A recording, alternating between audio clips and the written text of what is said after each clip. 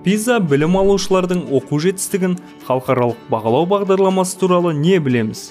Бұл экономикалық ынтымақтастық және даму ұйымының жобасы болып табылады. PISA зерттеуінің тапсырмаларын әлем бойынша білім саласындағы сарапшылар әзірлейді. Зерттеу іске қосылған сәттен бастап, PISA зерттеуіне қатысушы 80-нен астам ел әлемдік ауқымдағы зерттеуді жасауға үлес қосты. Зерттеу мақсаты оқушылардың қарапайым күнделікті өмірде мектептен алған білім дағдыларын қолдана білуін анықтау.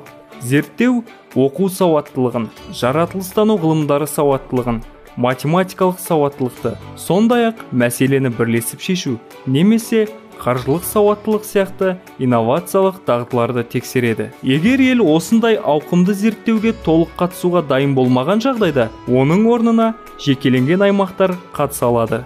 Іріктеу елдегі барлық 15 жасар оқушылар үшін репрезентативті болуы тиіс. PISA зерттеулеріне қатысушылар 7 және одан жоғары сыныптың барлық 15 жастағы оқушылар арасынан кездейсоқ түрде іріктеледі. Оқушылардан сабақ материалы бойынша жаттанды даталар мен есімдерді естеріне түсіру талап етілмейді.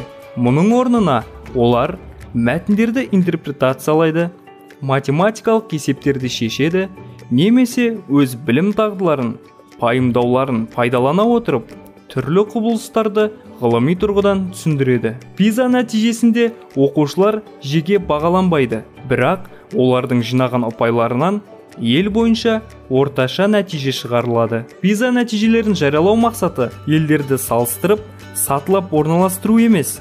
Басты міндет оқушыларды әрі қарай оқуға немесе жұмыс істеуге дайындауда мектеп жүйесінің түрлі деңгейде тиімділігін бағалау. 15 жастағы мектеп оқушыларының бойында болашақта табысты өмір сүру үшін қажетті әлеуметтік және эмоционалдық дағдылардың болуын көрсету.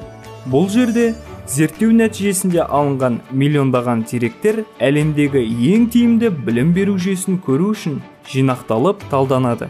Дәл осындай білім беру жүйелері барлық оқушыға білім алуға және өз потенциалын ашуға мүмкіндік береді. Осы тұрғыда PISA зерттеуінің мақсаты оқушылар білім беру жүйелерінің құрылымын көрсету ғана емес, сонымен қатар әлем елдеріне шынайы инклюзивті мектеп жүйесін құру мәселесінде өзара тәжірибе алмасуға көмектесу болып табылады.